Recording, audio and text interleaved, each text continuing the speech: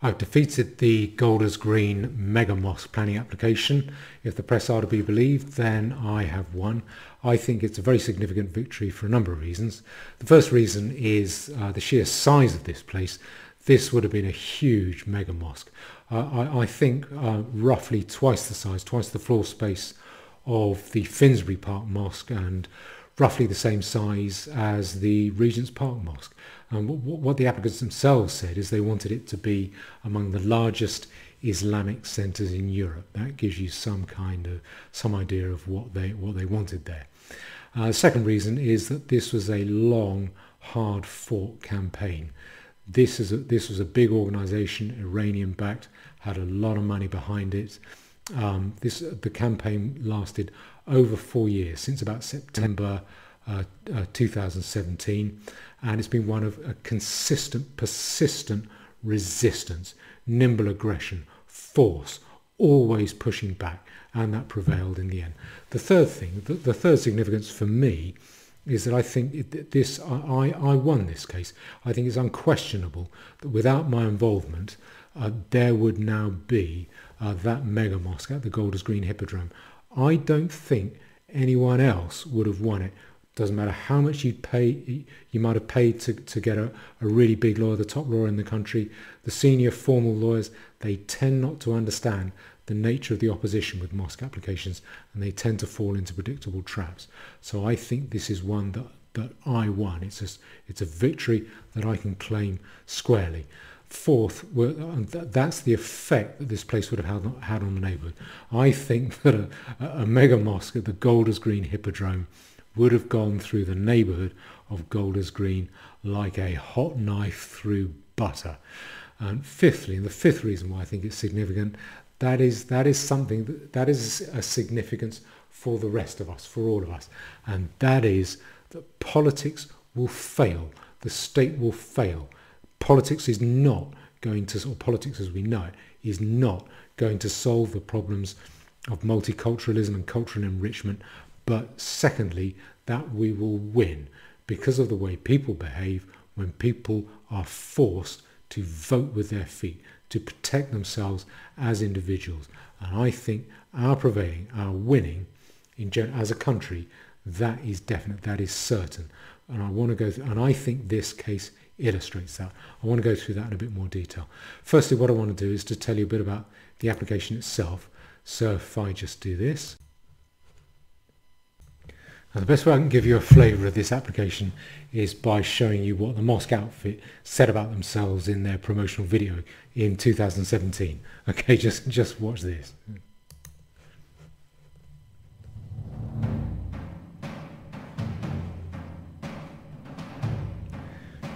You hear all that triumphalist drumming? That sounds like war drums to me.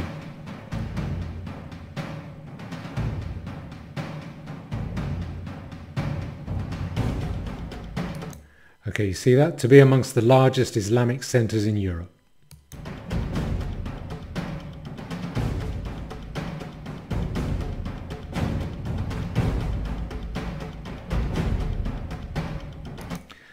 A centre determined, hold on, let me go back a bit.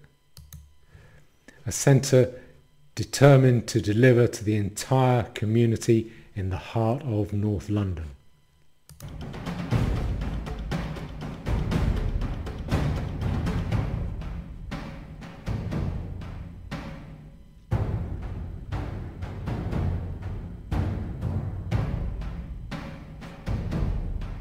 Now, that should give you an idea of the size of the place. At a push, I think the Golders Green Hippodrome could accommodate about 3,000 people.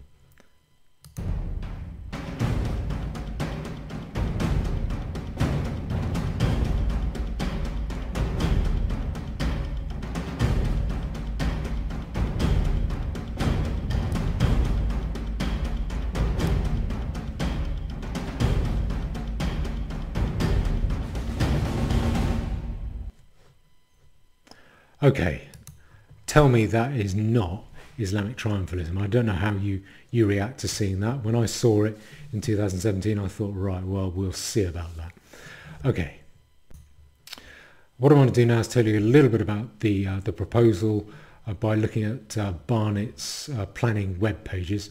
You didn't have one planning application, you had two planning applications and an enforcement appeal. So 2017, the mosque issue their application and we get up and fight it, and eventually they withdraw that application 2 years later. Basically that application was to use the Hippodrome as a mosque. Then they do what mosques nearly always do, almost invariably do, and that is to use the place as a mosque before they've got planning permission to use it as a mosque. And we managed to get the council to go to them and say, no, you don't have planning permission. You've got to have planning permission before you use that place as a mosque. And the council issued an enforcement notice saying, stop using that building as a mosque. And then the mosque said, no, we want to carry on using it as a mosque. We're going to appeal against that enforcement notice. And so that was how the enforcement appeal arose. Council issued enforcement notice, mosque appeal against the enforcement notice. And then we went into action opposing the mosque in their appeal against that enforcement notice. And we won because they abandoned their appeal earlier this year. And then in 2020, the mosque submit a second planning application, which my understanding is that although that hasn't been formally withdrawn, it's sitting idle, it's not listed to go before planning committee at any time soon. And for what the press say, then the mosque have thrown in the towel. They sold up the site to some Christian organisation. I think it's at some church where Justin Bieber used to go. That's the press angle on it. Justin Bieber's old church have now bought it up. And I think that is a great relief to local people. Now, and just to give you a quick flavour of what the organisation might have been like, they did what I think was a PR exercise, where they said they were going to hold a display, an exhibition, saying how Muslims had saved Jews during the Holocaust. And I'll just read a bit from the Jewish Chronicle. A mosque in Golders Green, London, cancelled an exhibition on Muslims who saved Jews during the Holocaust over fears that the anti-Semitic dictatorship in Tehran could take revenge against worshippers' relatives who live in the Islamic Republic. The Markaz, that's the mosque, abandoned plans for the event, organised with local Jewish groups and the help of Israeli Holocaust Centre Yad Vashem, after the Iranian regime's media outlets criticised it for collaborating with Zionists. And I think they said they hadn't realised that Yad Vashem was associated with Zionists. Well, you can make what you like out of that. Okay, so I think that illustrates my point of what the presence of that mega mosque would have meant for the neighbourhood of Golders Green. All right, now the fifth point, the main point I want to make, affects us as a country, as an entire people, and that is the dual point, the 2 points I'm making, that politics will fail, but that we will win anyway, and we will win because of the way people behave when they're forced to protect themselves, when people are forced to vote with their feet. Now, first of all, I want to deal with politics failing. Give me a second. The reason I think politics are going to fail because I think the state is going to fail. I don't think the state can protect us. I don't think politics can protect us because people are not making a political stand. People are not getting up in order to resist the enrichment that's happening in our country, the gradual, the demographic invasion that's happening. People are keeping their heads below the parapet. This has been going on. We haven't seen people standing up politically in the last 25 years. I don't think it's about to happen now. And I think there's an illustration of that in the way people have responded to my involvement in this application. There's been some pretty unpleasant things said about me for the last 4 years in the press. Some of them really quite, I think quite nasty. And I'm not aware of one person who has stood up publicly to go into the press and to say, this fella is a good guy. You can't say these bad things about him. He's protected our neighbourhood. He's been a friend to us, and he has seen off a threat to us. And you shouldn't be bad-mouthing him in that way. That is an example of a political stand that people could have taken, and so far as I'm aware, no one has. I should say 3 of the local people that I represented, they have sent me very warmly worded, very nice, very generous messages and emails of thanks, acknowledging that they could not have won this without me and that no one else could have done it. They've been very nice about that. So I don't want to tar them with that brush. But what you haven't seen is people making a political stand. And I think that is significant. I think we are all like that, right across the country. As a people, we are not standing up. We are not making a political stand. And I think that means that politics is dead. Politics cannot solve this. The age of the political state is dead. It is defunct. The false promises of protection from the state, those promises are defunct. People may flip when government stops handing out free money and free stuff. That's just panic. That is not people making a stand. If anyone tells you that they think they can protect you, they can overcome this problem by getting influence over the state, by getting control over the state, by getting control over politics, I think they are deceiving themselves and they are deceiving you. It is not going to happen. It is not going to work. It is not about to start now.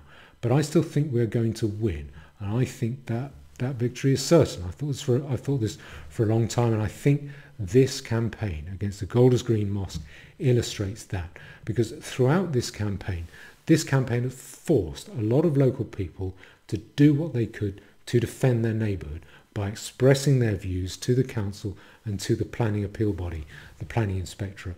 What you had was, when this application, the 2017 application, was submitted, you had more than 1,000 letters of objection submitted to the council. And that's got to be some kind of record. People very seldom write to the council about a planning application. Just to illustrate that, if you get about 10 letters of objection, that is usually enough to kick the application upstairs to be heard by planning committee. This is more than 100 times that. And I read a lot of those letters. They're well written, they're carefully worded. This was important to people, this mattered. That's an illustration not of people taking a political stand, but of people as individuals doing what they need to do in order to protect themselves. And I think that's where the hope lies. Now, similarly, when we had the enforcement appeal, more than 500 people wrote to the planning inspectorate. How many of you, have you ever written a letter to the planning inspectorate? I doubt you have. Not many people do. People seldom write to the planning inspectorate. They might occasionally write to their local council. That's a huge number, over 500 letters of objection written. You seldom get that at appeal.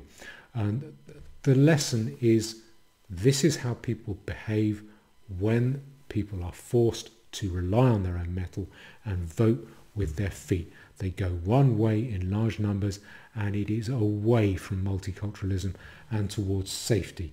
Everyone does this. We all do this, especially the liberal left multiculturalists.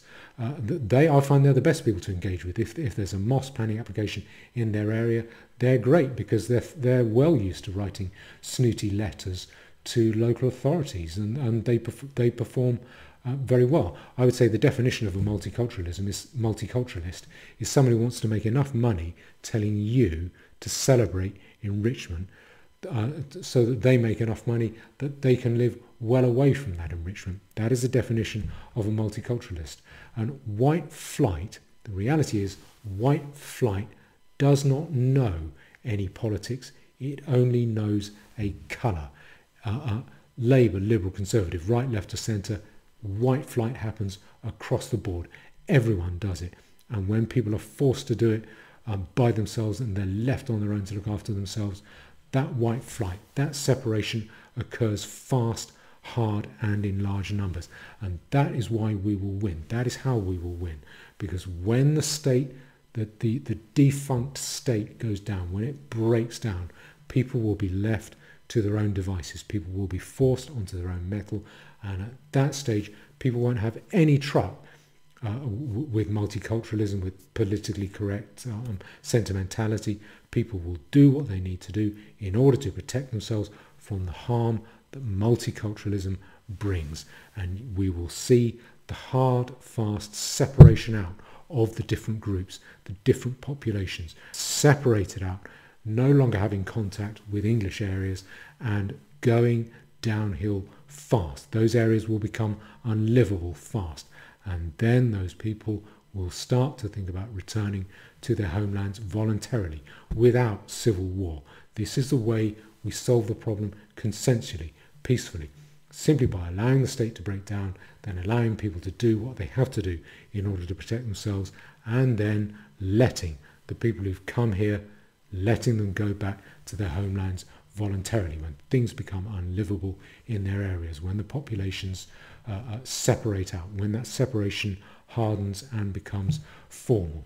I think that is likely to happen sometime around the end of this decade. That might seem like a long time to wait, but when it does happen, it will happen fast, so get ready for that.